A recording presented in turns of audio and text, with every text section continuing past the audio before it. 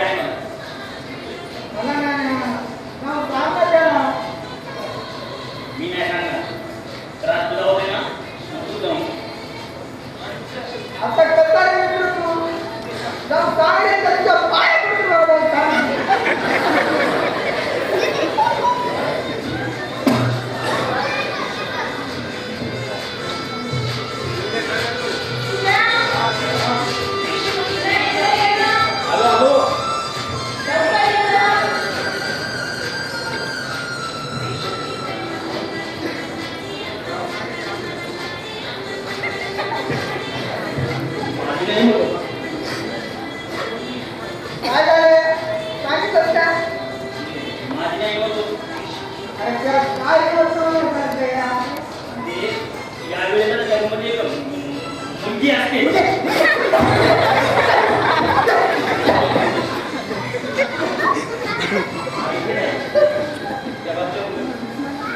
आधी सांगायचं ना केलं असतं.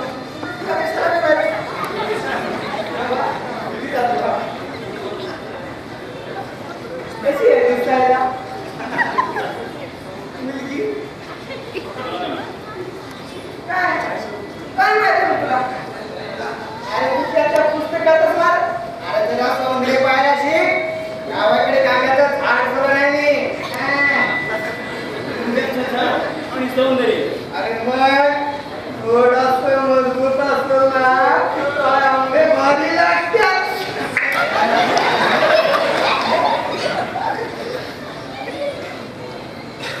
तुला माहिती आहे का सौंदर्य?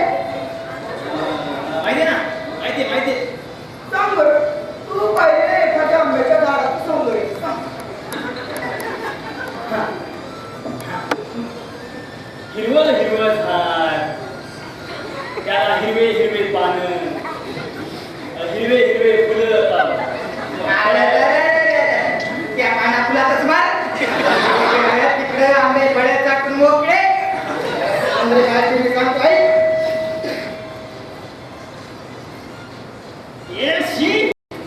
किती घाण बोलतोस रे तू?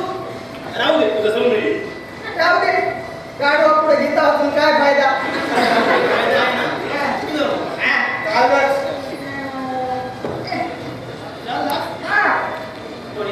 हात पाय व्यवस्थित घेऊन ये. काय गावात पाहिला? अरे गावातून एकदम नंतर वाड्या जेवणी आलो.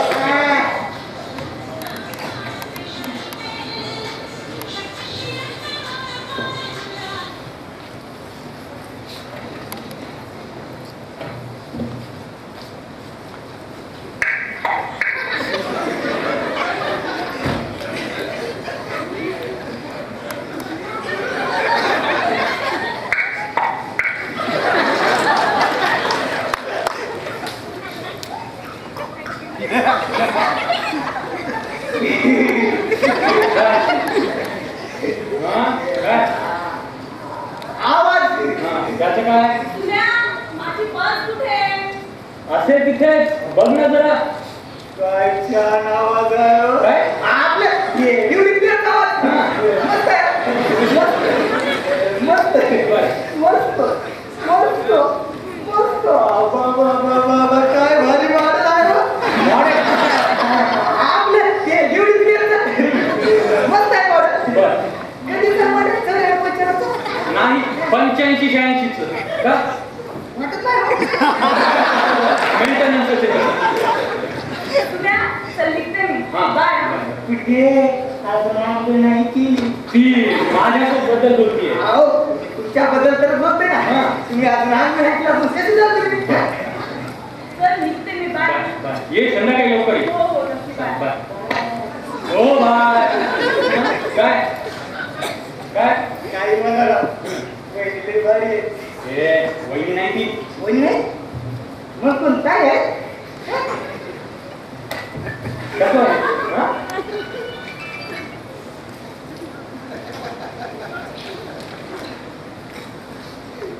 काय समजावं मागितलं? पायात पडलं नाही, गळ्यात मंगळसूत्र नाही. काय समजावं मागितलं? काही म्हणा. या कुणी असं करते भारी आहे.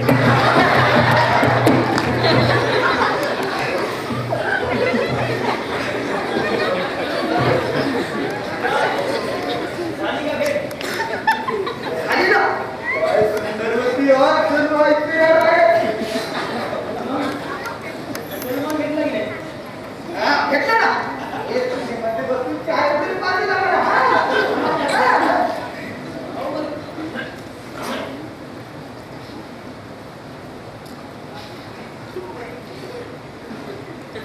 चहा फार गरम होता वाटतं. जाऊ दे रे. आपली खाद्य तरी असं चालवा सगळीकडे. दोघांचं लग्न झालं का रे? नाही? मग लग्न न करता कसं काय जमतं रे तसं? प्रेरण तुला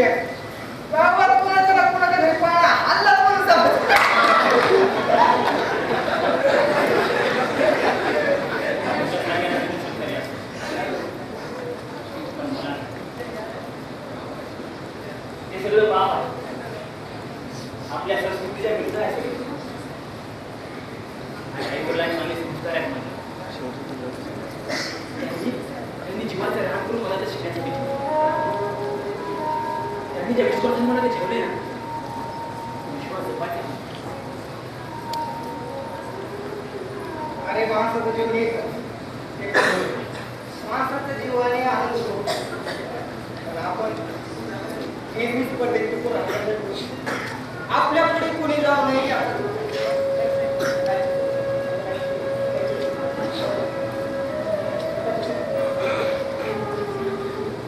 तुला कधी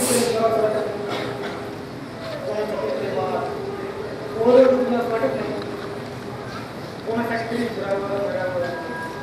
सर्वच वाटत तरीच वाटते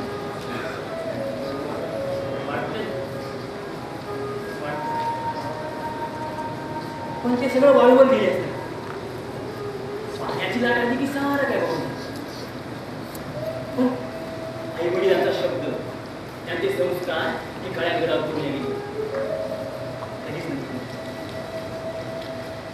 ते ठीक आहे रे पण एक गोष्ट लक्षात ठेव. माणसाला आपल्या आयुष्यात एकदा भेटते पण ते प्रेमच आहे हे समजण्यासाठी कदाचित तुला खूप उशीर होईल ना प्रेम होईल पण ते आई वडिलांनी पसंत केलेल्या मुलीशी. आणि हो ती मुलगी ना त्या मागच्या रूममध्ये मुली येतात ना त्यांच्यासाठी तर नक्कीच नसेल कारण ती माझ्या आई वडिलांनी पसंत केली असेल. आई वडील जी मुलगी पसंत करतील ना ती पाहुण्यातली ओळखीची असेल म्हणून त्या मुलीविषयी आणि त्यांच्या घरच्याविषयी त्यांना सारा काय माहिती असेल. आणि मला सांग ती मुलगी चांगली असेल तरच माझ्या आई वडील मला सांगतील. आज आमचं काम झालं की मी दुपारच्या गावाकडे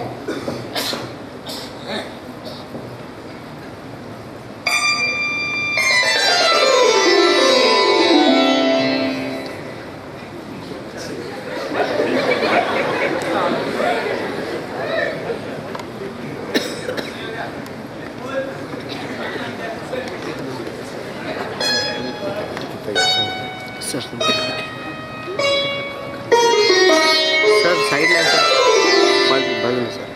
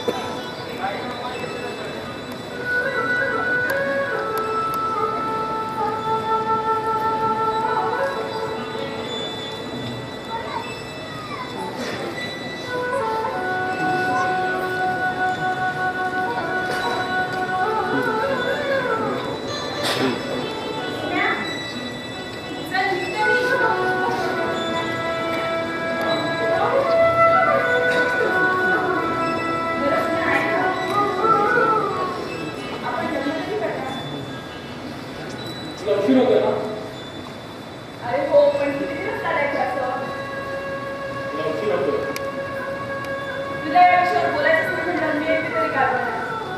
निघते मी. बरं, संध्याकाळी लवकर ये. मला नाही वाटत संध्याकाळी येईल. मला आजचा दिवस विचार करा. बरं, ठीक आहे. चलता आहे. आणि संध्याकाळी लवकर ये बरं.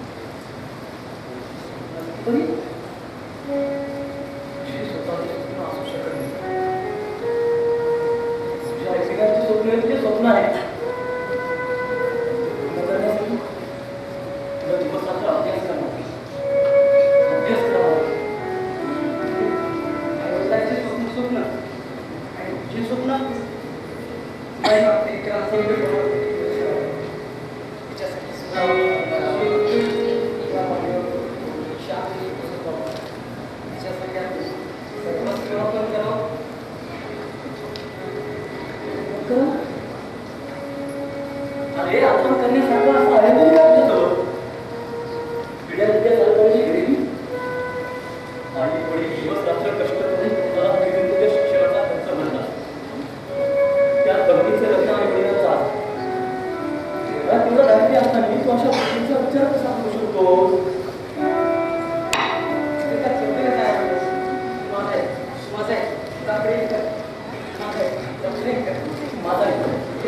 अभ्यास कर. तू माझा आहे जगणं सोपं आहे. नाही, तुझं कर्तव्य आहे वडिलांसाठी. तू माझा आहे तू माझा आहे. तू माझा आहे तू माझा आहे. तू माझा आहे माझा आहे. तू माझा आहे माझा आहे. तू माझा आहे.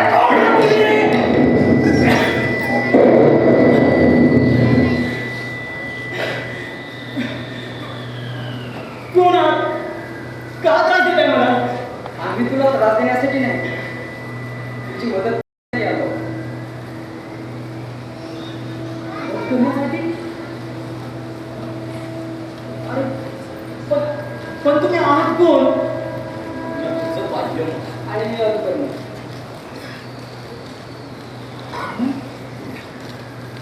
तर मग अरे पण हे काय शक्य आहे? जेव्हा कोणी आपल्या बुद्धीचा वापर करणं सोडून देतं ना तेव्हा आम्हाला काय कधी मी शिकतो तर कधी मी कधी माझा विजय होतो तर कधी माझा.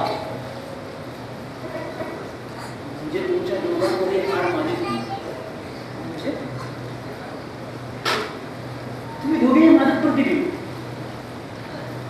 कधी तू जिंकणार तर कधी तू. म्हणजे मी जिंकू नये.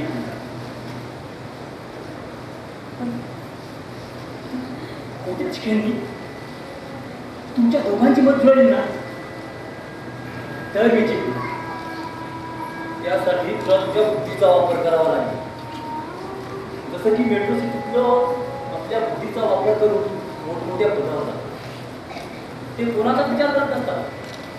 तुमचंही ते फक्त यशस्वी होण्यासाठी आपल्या बुद्धीचा वापर करून त्या दिशेने पळत असतात. गावाकडचे लोक आमच्या गावाकडच्या लोकांमध्ये माणुसकी, आपुलकी, दया, माया, करुणा, प्रेम. ते काम आमचं. तुमच्या गावाकडल्या लोकांना मेट्रो सिटीच्या लोकांसारखं यश हवं असतं पण आम्हाला सोबत मेट्रो सिटीमधील लोक आपल्या बुद्धीचा वापर करून किती मोठे पदावर गेले तरी त्यांच्याकडे समाधान नसतं. आमच्या गावाकडचे लोक तुम्हाला सोबत घेऊन मोठ्या पदावर तरी नाही गेले ना चटणी भाकर खाऊन सुखा समाधानात जीवन जगतात. मला कॉलेजला जायचं.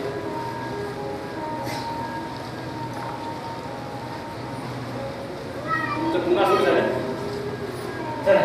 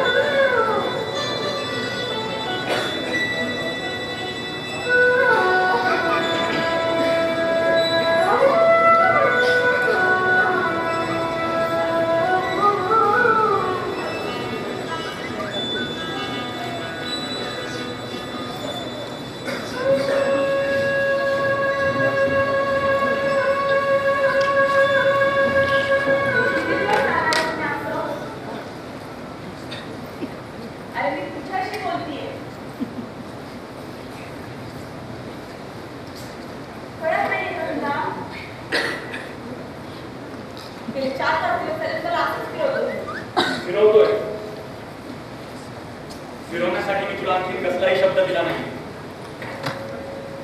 अरे मग तू शब्दच मला बोला ना. कोणता? आपण लग्न कधी करतो? गेली तब्बल 25 ते 30 दिवस झाले तू माझ्यासोबत राहतेयस, तेव्हा तुला हा प्रश्न नाही पडला? अरे आता माझं तुझ्यावर प्रेम आहे. प्रेम जिथे स्वार्थ असतो ना तिथे प्रेम कधीच नसतं, आणि जिथे प्रेम असतं तिथे त्याग असतो, आणि तो त्याग करायची लायकी तुझीही नाहीये आणि माझीही नाही. स्वार्थ? हो, वासनेचा. तुला एका पुरुषाची गरज होती आणि मला एका स्त्रीची. मला वाटलं नाही तू असं बोलशील. विश्वास होता तुझ्यावर. असाच विश्वास तुझ्या आई वडिलांचा सुद्धा होता तुझ्यावर, म्हणूनच त्यांनी तुला इथं शिक्षणासाठी ठेवलं होतं ना. म्हणजे तुला म्हणायचं काय? म्हणजे काय? चित्र स्पष्ट आहे. जिथे दोन शरीरांचा व्यवहार असतो तिथे प्रेम कधीच नाही. आपण खूप चांगले मित्र आहोत, पण ह्या मैत्रीमध्ये प्रेम आणि विश्वास हे शब्द आणून त्या शब्दांचा आपण तू प्रेमाला व्यवहारात बोलतोयस. व्यवहारात फक्त नफा आणि तोटा एवढंच बघतात. लग्नानंतर काहीची गोष्ट तुम्हाला आत्ताच दिलीच हा तुझा तोटा, आणि ती मला सहजच मिळाली हा माझा नाही. म्हणजे आता मी कुठे जायचं? अरे मी काय करायचं? हा विचार तू इथे येण्याच्या आधी करायला हवा. त्याचा आता काही एक फायदा नाही. तसंही मी आधीच येणारच नव्हते. पण मला वाटलं की तुला एकदा समजावं. तुला समजून काही उपयोग दिसत नाही. येते मी. नको, तू माझ्या खूप गुंतत राहते, त्यामुळे आतापासून नाही आली तिथं. तू मला एक दिवस माणूस झाला म्हणून आले. माझी बॅग पॅक करून ठेवली आहे. निघते मी.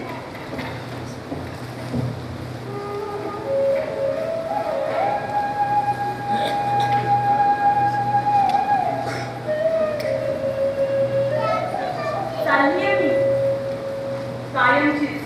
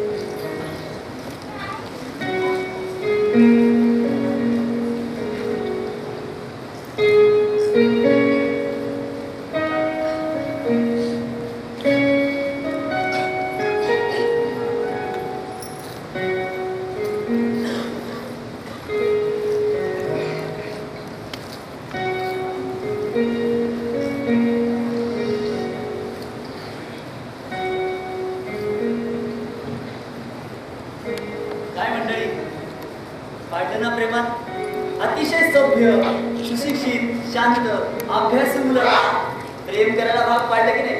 अहो मी तुम्हाला सांगितलंच होतं, असं काहीतरी घडवणार की ते तुम्हाला पाहायला नक्कीच मजा येईल. बघा ना, सकाळी उठल्याबरोबर अभ्यासासाठी पुस्तकाचं तोंड पाहणारा बिचारा आता उठल्याबरोबर तिचा चेहरा पाहण्यासाठी तरसतो. आपल्या आईवडिलांचे स्वप्न उदाशी बाळगून जगणारा, ती स्वप्न कशी पूर्ण होती याचाच नेहमी विचार करणारा आता तिच्याच स्वप्नात गुंतलाय. आपल्या आयुष्याचा, आपल्या आईवडिलांचाच विचार करणारा आता तिचाच विचार करतोय सारखं. पण काय मंडळी, हा तिच्या प्रेमात पडला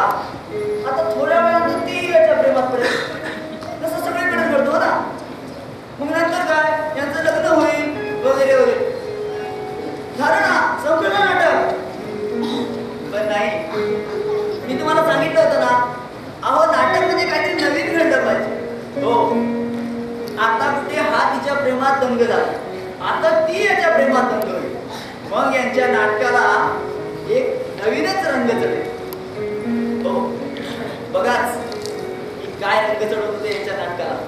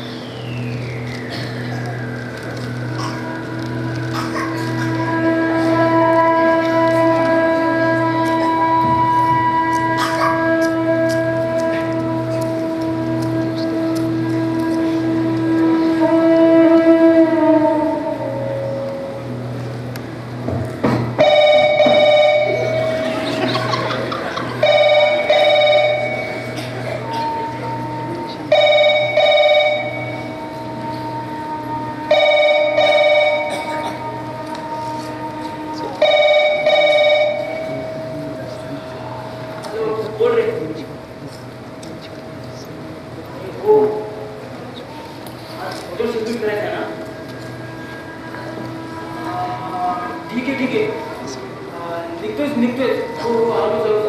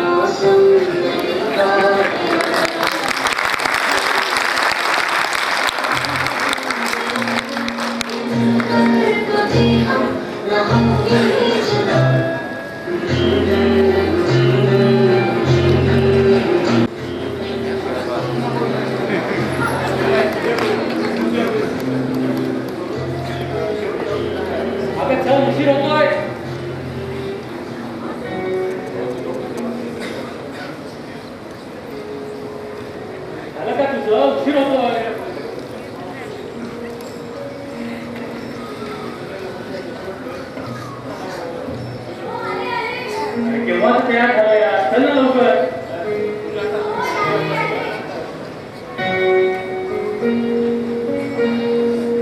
किती वेळ चल.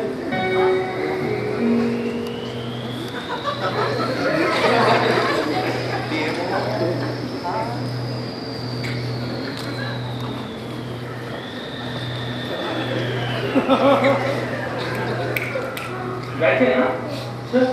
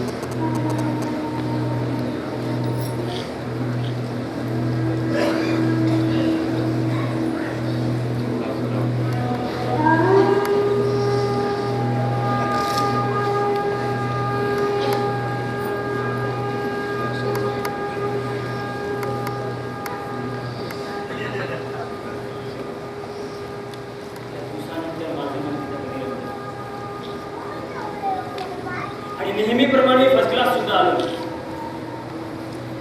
मी माझ्या घरी माझ्या आईवडिलांकडे परत आलो.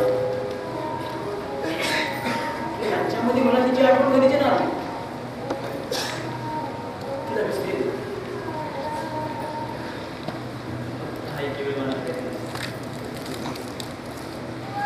आज नाही तर उद्या विसरेल या आशेपोटी मी लग्न करण्याचा निर्णय घेतला. आणि मग हा निर्णय फक्त माझ्या एकट्याचा नाही बरं तर माझ्या आईवडिलांचा सुद्धा. कदाचित त्यांना माझ्या या अवस्थेची जाणीव झाली असेल म्हणून त्यांनी माझ्यासाठी एक मुलगी पसंत केली. ती खूप सुंदर सभ्य सोजवळ घरंदाज पाहुण्यातली नजरेसमोरची ओळखीची मुलगी आहे असं सांगून त्यांनी मला इथं पाठवलं तिला पाहण्यासाठी. हो ती मला इथं फिरायला येणार.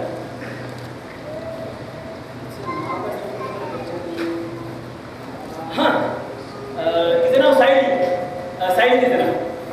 हा ती येईल चिटक्यात.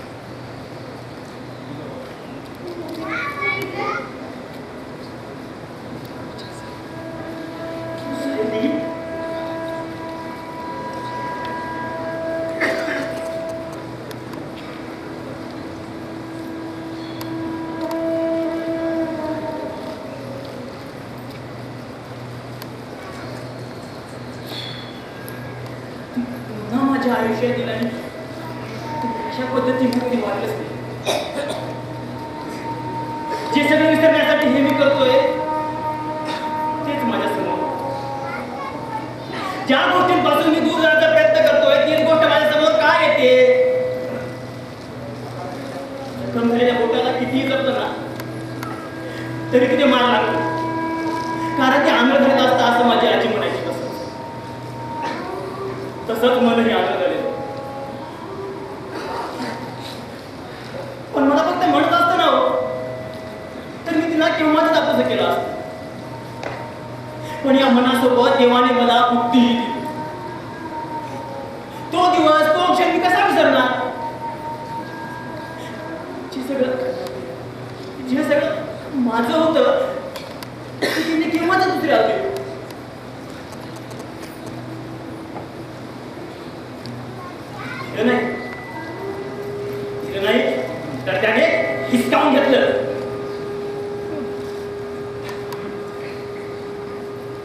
कधी त्याचं नव्हतं ते मी हिसकावून घेईल कसं? लग्नाआधी त्याच्यावर अधिकार फक्त तिचा आणि तिनेच मला ते दिलं, मी ते उपभोगलं, पण कसलीही जबरदस्ती न करता दोघांच्याही संमतीने, दोघांचीही वासनेची खूप भर. तिची भूक मला समजली, थोडीशी हिंमत केली झालं. माणसाचा विषय उपभोगण्यासाठीच असतो. ज्याला ज्याच्या कानात भेटतो त्याने ते खुशाल करावं. मग मरतानी रडणं नको, हे राहिलं ते राहिलं. जन्म हा एकदाच, मग काय बाबा काय सांगेल? स्त्री पुरुष निर्माण करणारा तोच, त्यानेच हा अग्नी ताटव निर्माण केला आणि ते विजवण्याची व्यवस्थाही त्याचीच. मग कशाला हे आधी जाऊन खाक व्हायचं? खरी भूक होती ती तिचीच. लग्नानंतर ज्याला द्यायला हवं होतं तिने ते केव्हाच वाटून टाकलं. त्यामुळे त्याच्या नजरेत पापी असेल तर तीच.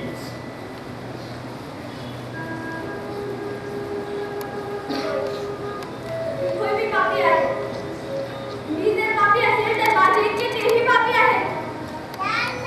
त्यांनी मला काही करण्याच्या आधीच माझ्या शरीरासोबत खेळ म्हणून नको तिथे स्पर्श करणारे माझेच नातेवाईक, सार्वजनिक ठिकाणी असलेली जाया करणारे, बसमध्ये रेल्वेमध्ये गर्दीचा फायदा घेऊन गलिच्छ स्पर्श करणारे ते सर्व लोक, स्वतःची खाजगीशीर शेअर करणारे, मी अति शब्द घेऊन अश्लील शब्दांचे भडीमार करणारे ते सर्व माझे मित्र मैत्रिणी, टीव्हीवर लागलेले अश्लील चित्रफित, मी तिथे असतानाही टीव्ही न बंद करणारे माझेच आई वडील, तेही तितकेच पापी आहेत. माणसाने भविष्याच्या चारित्र्य अंगाला दाबी लागू द्यायची नाही, ते कसे शक्य आहे?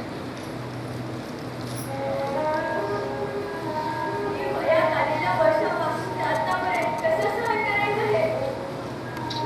जीवनामुळे, बेकारीमुळे वेळेवर लग्न होणे शक्य नाही. मग केस पांढरे झाले की त्या वयातली ती उलटी अनुभवायला मिळणार नाही. फक्त मी कितीही प्रयत्न केले तरी ते दिवस परत येणे शक्य नाही. ज्या गोष्टींना मर्यादा असतात ती गोष्ट सर्वप्रथम करावी. कारण वेळ निघून गेली की पश्चातापाव्यतिरिक्त हातात काहीच उरत नाही. माझ्याही होणारा जीवनाला मर्यादा आहे. म्हणून घेतला मी त्या क्षणाचा पुरेपूर्ण आनंद. हे काय बिघडलं? पण लग्नानंतर मी जाते. त्याच्यासोबत प्रामाणिक राहील, पण त्याने मला स्वीकारावं किंवा नाही हा त्याचा प्रश्न.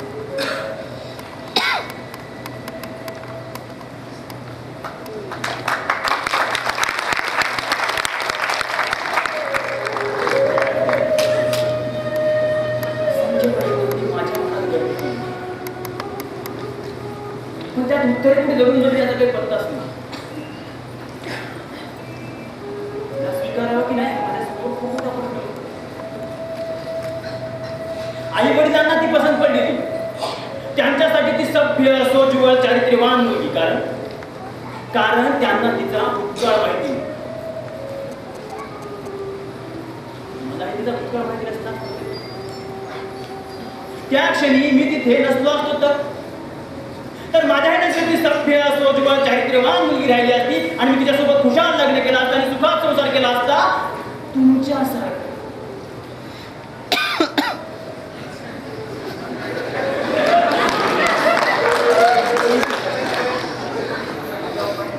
सर्वीला नाही म्हटलं आणि दुसऱ्या एखाद्या मुलीसोबत लग्न केलं तर ती मुलगी सभ्य, सोज्वळ, चारित्र्यवान असेलच कशावर? मला त्या मुलीचा भूतकाळ माहित नाही म्हणून विचार केला. आमच्यासारख्यांना लग्न करायचं म्हटलं ना की मुलींच्या घरच्यांना मुलगा सुशिक्षित, चांगली नोकरी असलेला, उत्तम कमवता मुलगा पाहिजे. म्हणून आम्ही जुवाला दुसऱ्यासारख्या शिक्षणाच्या, नोकरीच्या मागे लागतो. चांगलं शिक्षण घेऊन उत्तम नोकरी मिळवण्यासाठी वयाचे 29 ते 30 वर्ष लागतात आणि या वयात लग्न करायचं म्हटलं तर या वयातील मुलींच्या संयमाचे घाट कुठले नसतील कशावरून?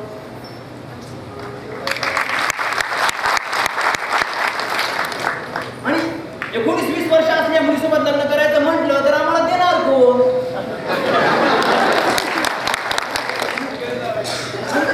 चुकून मागून जर दिलीच तर वयाच्या 40-45 नंतर दोघांमध्ये संशयाचा कल्लोळ, सारे सूत्र जुळणार कसे? आमच्यासारख्या नशिबातच म्हणून मी लग्न केलं. तुम्हाला न सांगता, आई वडिलांना न सांगता अरेंज मॅरेज केलं. ती खूप सभ्य, सोजवळ, सुशील,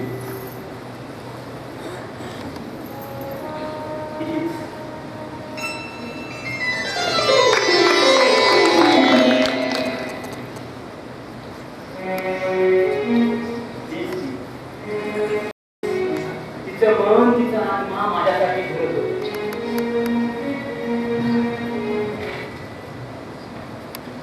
तिची मला शोधणारी, पिळणारी नजर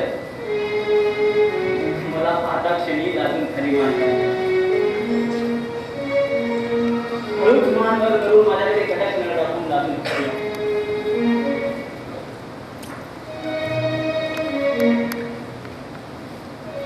माझ्या अवतीभोवती फिर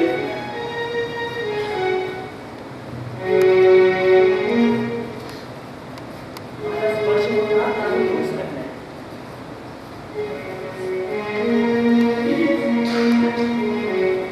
माझ्या अरेंज मॅरेज होती माझी फुलं.